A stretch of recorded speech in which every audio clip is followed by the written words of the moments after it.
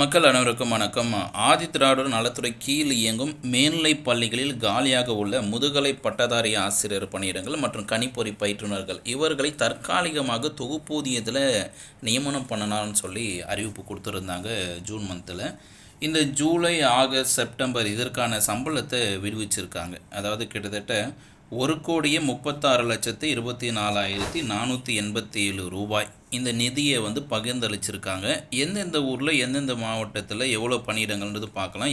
டோட்டலாக பார்த்தீங்கன்னா இது ஏடிடபிள்யூ ஸ்கூல் கீழே இது முழுக்க முதுகலை பட்டதாரி ஆசிரியர்கள் கம்ப்யூட்டர் சயின்ஸ் இன்ஸ்ட்ரக்டர் தான். அதாவது எத்தனை பணியிடங்கள் பாருங்கள். 2026-27 ஆண்டு கல்வியாண்டில் ஆதரவு நலத்துறை பள்ளிகளில் 181 முதுகலை பட்டதாரி ஆசிரியர்கள் மற்றும் 22 கணினி பயிற்றுனர்கள், மொத்தமாக 203 போஸ்ட்டு.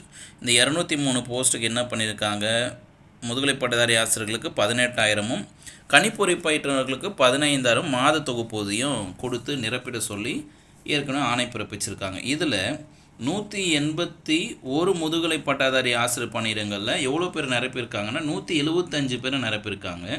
175 பேர் நிரப்பியிருக்காங்கன்னா 6 பணியிடங்கள் இன்னும் காலியாக இருக்குது நிரப்பப்படாமல்.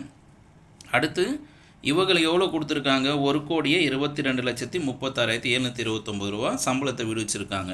22 கணினி பயிற்றுனர்கள் 22 கணினி பயிற்றுனர் முழுமையாக நிரப்பியிருக்காங்க. இவர்களுக்கான சம்பளமும் கொடுத்துருக்காங்க.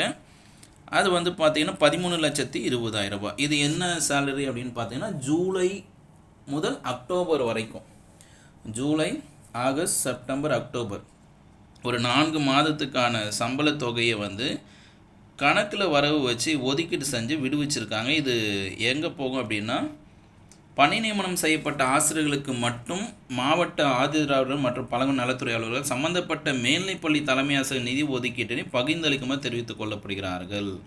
இது என்றைக்கு வெளியாக இருக்குது, 20/8/2026 ஆகஸ்ட் 20ஆம் தேதி இந்த லெட்டர் வெளியாக இருக்குது. சம்பளத்தை டிஸ்ட்ரிபியூட் பண்ண சொல்லியிருக்காங்க. ஹெட்மாஸ்டர் கணக்குக்கு அதன் பிறகு அது ஒர்க் பண்ணுற டீச்சர்ஸுக்கு வரும். இந்த கவுண்டிங் என்னன்னு பார்த்துடலாம். ஓவராலாக பார்க்கும்போது இது ஏடிடபிள்யூ ஸ்கூல், இது ஜூலை டு அக்டோபர் சேலரி.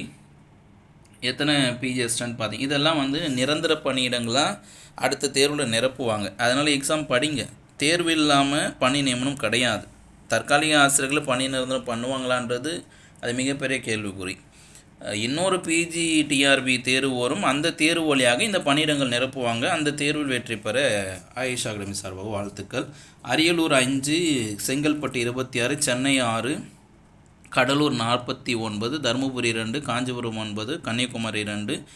இந்த பிடிஎஃப் நான் டிஸ்கிரிப்ஷன் லிங்க்கில் தரேன், அதை டவுன்லோட் பண்ணி பார்த்துக்குங்க. இதுதான் மாவட்ட வாரியாக ஏடிஎல்பி ஸ்கூலில் இருக்கிற PG vacant, computer science vacant. இந்த 175 வேக்கண்ட் ப்ளஸ் 22 வேக்கண்ட்டு அடுத்த பிஜிடிஆர்பியில் உங்களுக்கு வேக்கண்ட்டாக காண்பிக்கப்படும். அந்த தேர்வில் வெற்றி பெற்று நீங்களும் அரசு பள்ளியில் முதுகலை பட்டதாரி ஆசிரியர் பணி செய்ய ஆயுஷா டீச்சர்ஸ் சார்பாக வாழ்த்துக்கள்.